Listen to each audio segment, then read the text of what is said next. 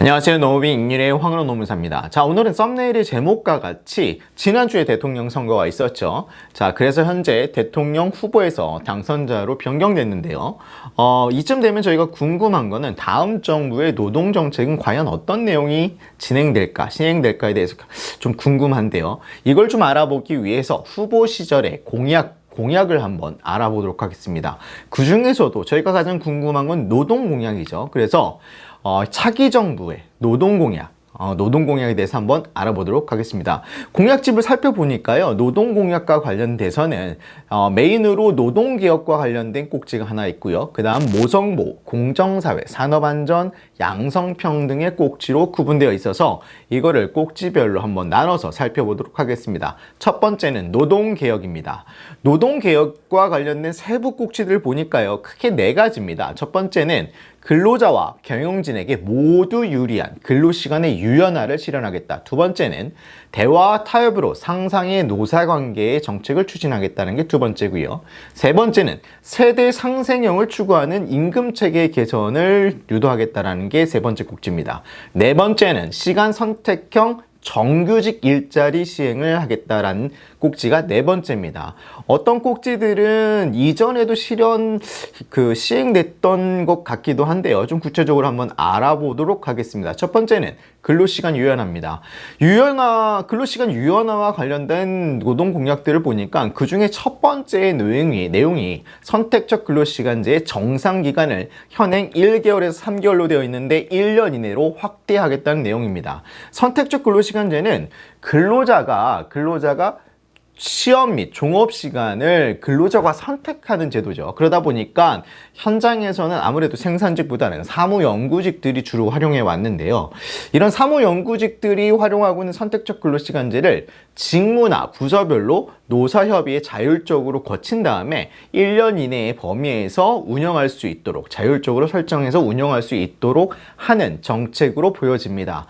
1년 이내로 확대를 하면요, 아무래도 실무상 보면요, 인사 실무상 시스템이 1개월에서 3개월까지는 사실은 많은 기업들이 수기나 시스템 내에서 관리가 됐는데, 정상 기간이 넓어지면은 아무래도 수기나 오피스 파일 가지고 관리하기는 좀 어려울 것 같고, 아마 시스템 도입이 조금 더 적극적으로 필요할 걸로 보여집니다. 자, 두 번째는 연간 단위의 근로시간 저축계좌를 도입하겠다는 공약이 명시되어 있습니다. 이는 구체적으로 알아보면요, 이런 거죠. 근로자가 연장 야간 휴일 근로의 시간의 근로를 했을 경우에 이걸 개인별 저축계좌를 설정해 놓고 저축계좌별로 적립된 초과 근로시간을 근로자의 자율의사에 따라서 장기 휴가로 언제든지 사용할 수 있겠다는 취지인 것 같습니다.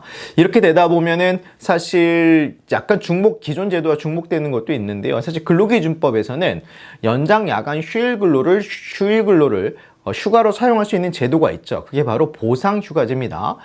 이 보상휴가제는 근로기법상에 연장 야간 휴일 근로를 했을 경우에 임금 지급에 가름해서 보상휴가로 부여하는 제도인데요. 사실 이거와 약간 중복되는 의미이긴 하지만 여기에서는 연간 단위로 보고 있기 때문에 연간 뒤에 저축계좌를 설정해서 조금 더 보상휴가제를 좀 더 확대하고 적극적으로 운영하겠다는 정책의 취지로 보입니다.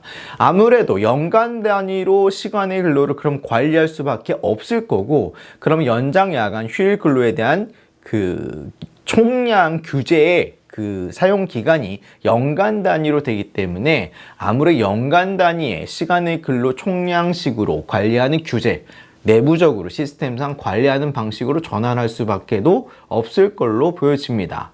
자, 다음은 정규직을 유지하면서 풀타임과 파트타임을 자유자재로 전환할 수 있는 제도를 설정하겠다라는 건데요.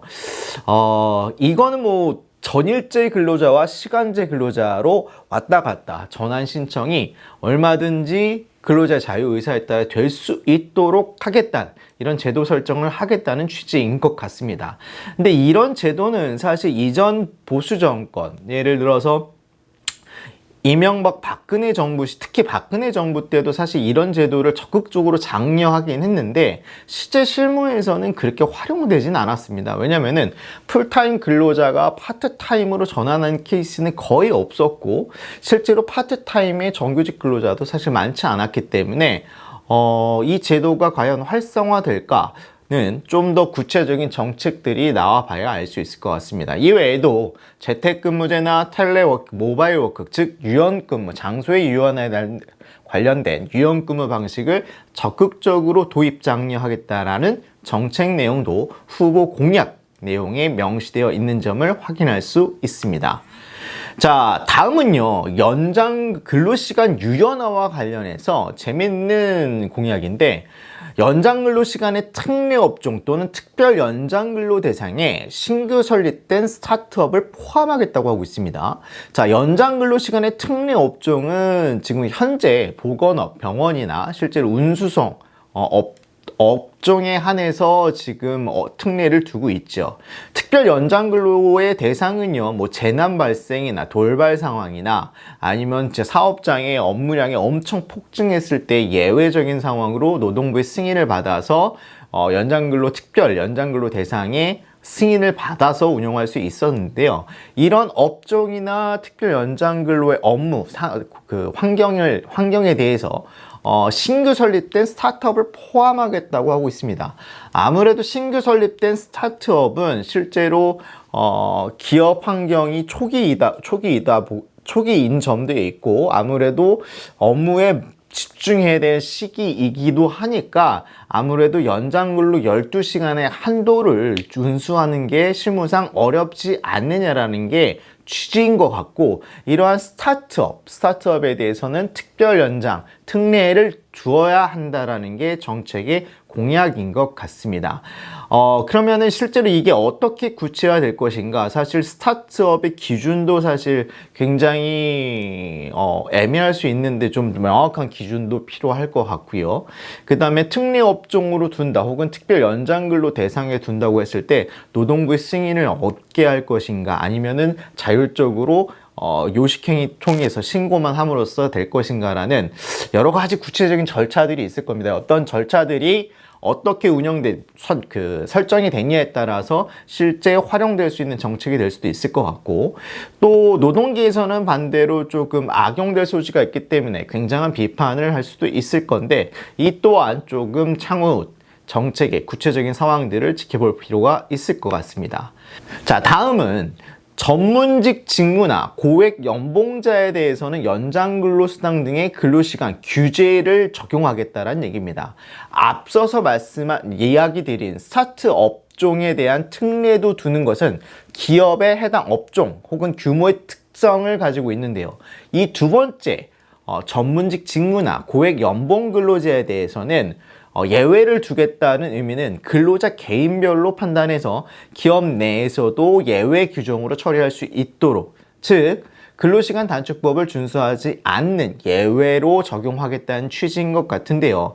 이 또한 사실은 어떤 구체적인 법 적용 기준을 하느냐에 따라 다를 수 있을 것 같습니다. 전문직 직무의 범위가 어디까지냐 혹은 고액 연봉의 기준은 아무래도 시행령으로 혹은 노동부 고시로 정해질 걸로 보여지는데 이렇게 고시 기준이 만들어지면은 아무래도 연장 근로를 하는 것을 별도로 예외로 한다거나 수당 지급이 이미 뭐 연봉에 포함되어 있는 포괄임금제처럼 아예 포함되어 있는 걸로 한다거나.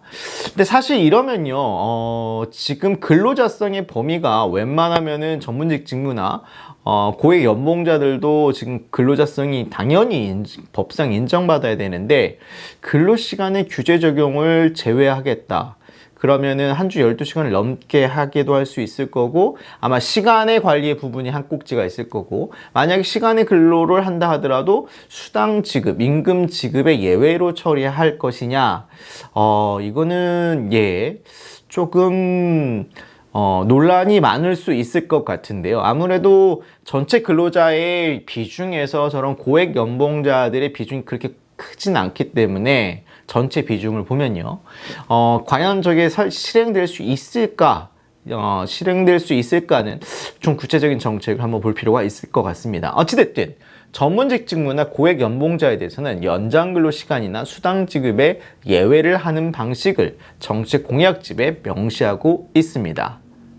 자, 다음은요. 상생의 노사관계 추진입니다. 상생의 노사관계는 아무래도 기업, 사업장별로 노사 갈등이 장기화되거나 갈등이 심한 사업장들을 어떻게 관리할 것이냐, 혹은 이런 사업장들을 어떻게 갈등을 해결해 나갈 수 있느냐의 접근으로 볼 수 있을 텐데요.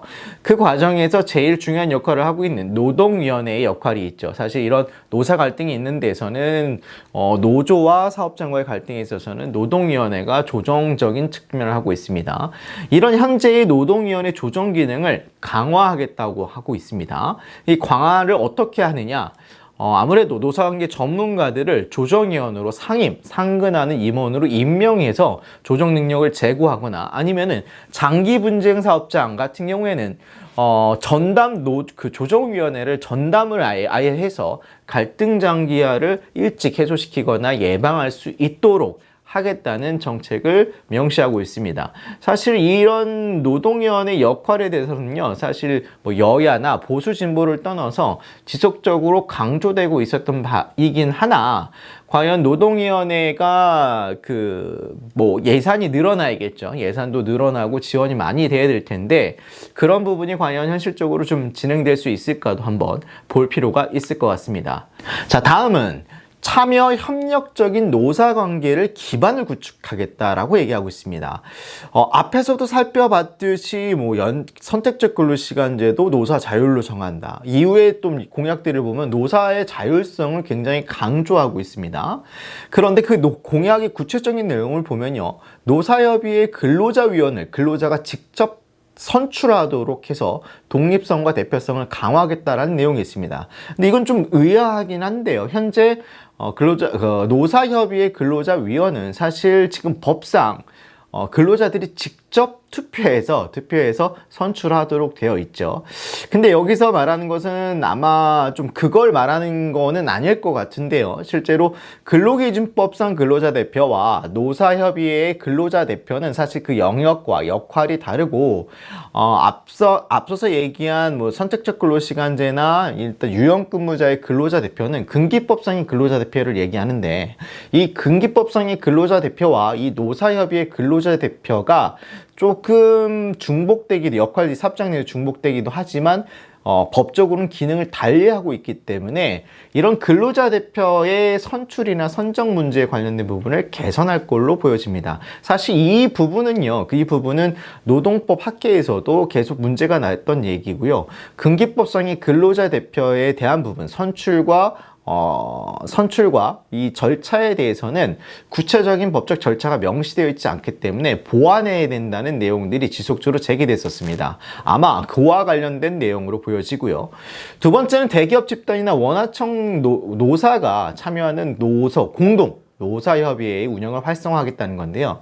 사실 이 부분도 산안법이나 이제 중대재해처벌법이 시행되면서 원청과 하청, 사업장 단위의 산업안전이나 여러 가지 안건들에서 대해서는 원하청이 산안위를 공동으로 앞으로 운영이 하는 방향들이 조금 더 증가할 걸로 보여지는데요. 이런 측면에서 노사협의회도 원하청이 같이 진행할 수 있는 제도적 연결을 좀 설정을 해놓을 필요가 있다라는 게 공약인 것 같습니다. 자, 세 번째는 공공부문의 노동이사제도입니다. 이 노동이사제도는 아주 재밌는데요. 문재인 정부에서는 노동이사제도를 적극적으로 추진하고 있었고요. 최근에 그 대통령 후보 토론회를 보면은 의외로 윤석열 당선자가 노동이사제에 대해서 적극적으로 찬성을 했었습니다. 안철수 후보는 반대를 했었는데 실제로 윤석열 당선자는 당시 찬성을 했었죠. 그래서 아무래도 공공기관의 노동이사제는 적극적으로 제도가 설정돼서 시행될 걸로 보여집니다. 이게 과연 민간 기업까지 어떻게 확산될지는 아직까지는 장담할 수 없지만 차기 정부에서 노동이사제는 적극적으로 공공기관에 확산될 걸로 보여집니다. 자, 다음은 노동기본권 존중과 법과 원칙을 지키는 공정한 노사관계의 정착입니다. 그 중에 구체적인 내용 꼭지를 보면요. 공무원과 교원의 노조 전임제에 대한 타임오프 제도를 마련하겠다라고 하고 있습니다. 사실 공무원과 교원은 노조가 최근에 인정된 바 있으나 아직 타임오프까지는 제도적으로 안착되지 않았는데요. 이거는 민주당이나 기존 정당 에서도 보수 진보 정권에서도 계속 이거를 추진하려고 하고 있었는데 윤석열 다 차기 정부에서도 이거에서 긍정적인 공약을 내세우고 있고요. 따라서 차기 정부에서도 공무원이나 교원 노조의 타임오프 제도는 제도가 정착 마련해지고 정착될 걸로 보여집니다. 이외에 노동권에 대한 긍정적인 측면이 있는가 방면에 두 번째 좀 부정적인 측면도 그 정약도 있는데요. 노조를 불인정 혹은 노조가 무단으로 사업장을 점거하거나 폭력 행사를 하는 경우에는 이와 같은 불법 행위에 대해서는 엄정하게 법 적용을 해서 적극적으로 노사관계 관행을 확립시키겠다는 공약도 내세우고 있습니다. 이거는 아무래도 노동계가 조금 부정적으로 바라보는 공약일 거고, 공무원과 교원의 타임오프 제도는 아무래도 노동계가 환영하는 좀 극단적인 제도가 공약의 내용으로 명시되어 있습니다.